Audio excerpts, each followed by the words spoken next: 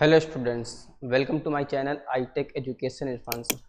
आज की इस क्लास में आप सीखने जा रहे हैं हमारे साथ ट्रिपल सी में पूछे जाने वाले 27 सवाल और उनके जवाब।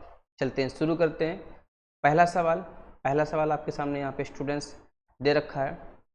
कच्चे तथ्य जैसे कैरेक्टर, शब्द, ध्वनि, चित्र आदि कहलाते हैं। आपके सामने यहाँ पे 4 ऑप्शंस हैं। ए प्रोग्राम, बी कमांड, सी डेटा, डी यूजर। तो इसका जो राइट आंसर हो यहाँ पे स्टूडेंट्स होगा वो ऑप्शन नंबर सी, यानी कि डेटा। आपका जो इन सब को मिलाने के बाद कैरेक्टर, शब्द, ध्वनि, चित्र को मिलाने के बाद जो कंप्यूटर में जो भी रेडी होता है उसको डेटा के नाम से जाना जाता है। तो इसका जो राइट आंसर होगा स्टूडेंट्स वो कहलाएगा यहाँ पर डेटा। अगला सवाल स्टूडेंट्स, सवाल नंबर 2। डाटा को कंप्यूटर में स्टोर करने के लिए मुख्यतः dot dot dot dot format का उपयोग किया जाता है। आपके सामने यहाँ पर 4 ऑप्शन है। Binary, decimal, octal, hexadecimal. यहाँ पे सवाल फिर से पढ़ेंगे हम लोग। डेटा को कंप्यूटर में स्टोर करने के लिए मुख्यतः इनमें से किस फॉर्मेट का इस्तेमाल किया जाता है। तो स्टूडेंट्स यहाँ पे इसका जो राइट आंसर होगा वो ऑप्शन नंबर ए, यानी कि बाइनरी में आपका सारा डेटा स्टोर होता है। इसका जो राइट आंसर होगा वो ऑप्शन नंबर ए, बाइनरी। चलते हैं अगले सवाल की तरफ। सवाल नंबर 3। यह कंप्यूटर की एक सीमा है। इनमें से जो है एक इसका राइट आंसर होगा गति, अखंडता, बुद्धिमत्ता, सटीकता। यहाँ पर जो है पूछा जा रहा है कि कंप्यूटर की सीमा इसमें से कौन से है, गति, अखंडता, बुद्धिमत्ता, सटीकता। तो स्टूडेंट्स इसका जो यहाँ पे राइट आंसर होगा ऑप्शन नंबर बी। यहाँ पर इसका जो है ऑप्शन नंबर बी इसका राइट आंसर होगा, यानी कि बुद्धिमत्ता जो है इसका राइट आंसर यहाँ पर है। अगला सवाल, सवाल नंबर 4। कंप्यूटर का उपयोग तापमान, दबाव, गति आदि को मापने के लिए किया जाता है। ऑप्शन यहाँ पे आपके सामने दे रखे हैं स्टूडेंट्स 4। एनालॉग, डिजिटल, हाइब्रिड, उपरोक्त में कोई नहीं। कंप्यूटर का उपयोग तापमान, दबाव, गति आदि को मापने के लिए किया जाता है। तो इसका जो राइट आंसर होगा स्टूडेंट्स वो ऑप्शन नंबर ए, यानी कि एनालॉग कंप्यूटर आपका जो है यहाँ पर कंप्यूटर का तापमान आदि को जो है मापने के लिए किया जाता है। अगला सवाल, सवाल नंबर 5। किसके विकास ने बुद्धि के नए आयाम स्थापित किए हैं। ये सवाल ट्रिपल सी में पूछा जा चुका है स्टूडेंट्स। किसके विकास ने बुद्धि के नए आयाम स्थापित किए हैं। जैसा कि आप जानते हैं कि ट्रिपल सी का एग्ज़ाम देते समय आपके सामने इंग्लिश में भी पेपर आता है और हिंदी में पेपर आता है।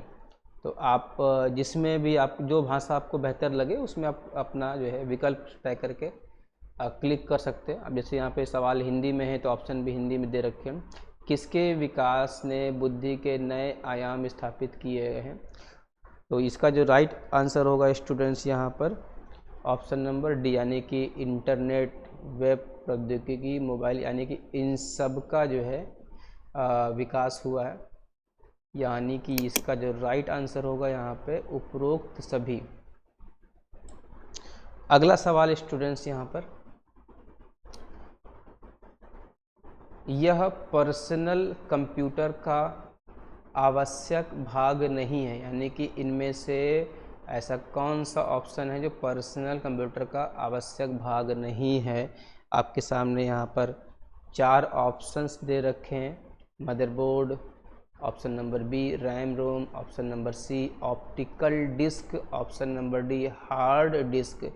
स्टूडेंट्स यहाँ पे इसका जो राइट आंसर होगा वो ऑप्शन नंबर सी, यानी कि ऑप्टिकल डिस्क यहाँ पर जो है पर्सनल कंप्यूटर का आवश्यक भाग नहीं है। मतलब मदरबोर्ड भी चाहिए होता है, रैम रोम भी चाहिए होते हैं, हार्ड डिस्क भी चाहिए होते हैं, लेकिन अगर ऑप्टिकल डिस्क नहीं है तो काम चल जाएगा। लेकिन अगर इनमें से कोई भी पार्ट नहीं है तो आपका जो है पर्सनल कंप्यूटर वर्क नहीं करेगा। अगला सवाल, सवाल नंबर 7 यहाँ पे आपसे पूछा जा रहा है कि पर्सनल कंप्यूटर का इस्तेमाल किया जा सकता है। पर्सनल कंप्यूटर का इस्तेमाल किया जा सकता है गणना करने के लिए, डिजाइन के काम के लिए, प्रकाशन के लिए, या फिर उपरोक्त सभी। यहाँ पे स्टूडेंट्स का जो राइट आंसर होगा वो ऑप्शन नंबर डी, यानी कि उपरोक्त सभी, यानी कि इन सभी कामों के लिए पर्सनल कंप्यूटर का इस्तेमाल किया जा सकता है। सवाल नंबर 8, कंप्यूटर द्वारा किए जाने वाले मुख्य कार्य होते हैं भंडारण, तार्किक संचालन, अंकगणितीय ऑपरेशन। तो यहाँ पर स्टूडेंट्स बहुत सिंपल सा सवाल है, इसका जो राइट आंसर होगा वो ऑप्शन नंबर डी, यानी कि इन सभी के लिए कंप्यूटर का उपयोग किया जाता है। स्टोरेज के लिए होता है, तार्किक गणनाओं के लिए होता है, अंकगणितीय गणनाओं के लिए होता है। कंप्यूटर का जो यहाँ पे मुख्य काम होता है इन सभी के लिए होता है। अगला सवाल, सवाल नंबर 2, यह डिजिटल कंप्यूटर का एक प्रकार है। ऑप्शन यहाँ पे आपके सामने 4 दे रखे हैं, super computer, micro computer, mini computer और उपरोक्त सभी। डिजिटल कंप्यूटर का एक प्रकार है यहाँ पर आपसे पूछा जा रहा है। तो स्टूडेंट्स यहाँ पे इसका जो राइट आंसर होगा, यानी कि उपरोक्त सभी, ये सभी कंप्यूटर आपके जो है डिजिटल कंप्यूटर के टाइप्स हैं। सुपर कंप्यूटर हो गया, मिनी कंप्यूटर हो गया, माइक्रो कंप्यूटर हो गया। इसका जो राइट आंसर होगा, यानी कि उपरोक्त सभी, ये सारे आपके ऑप्शंस इसमें सही साबित हो रहे हैं।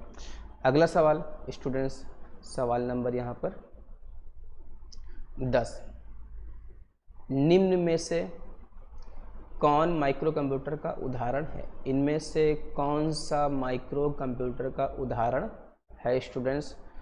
तो यहाँ पर आपसे 4 ऑप्शन यहाँ पे दिए गए हैं, desktop computer, laptop computer, PDA और स्मार्टफोन, उपरोक्त सभी। तो इसका जो राइट आंसर होगा स्टूडेंट्स वो ऑप्शन नंबर डी, यानी कि यहाँ पर ये सारे जो ऑप्शंस हैं वो माइक्रो कंप्यूटर के उदाहरण के एग्जाम्पल हैं। तो स्टूडेंट्स आज के लिए केवल 10 सवाल ही हम रखेंगे, अगले सवाल हम लोग नेक्स्ट वीडियो में सीखेंगे। उम्मीद करते हैं ये वीडियो आपको पसंद आई होगी। ऐसी और वीडियो के लिए आप हमारे चैनल पे बने रहिए। Okay, thank you.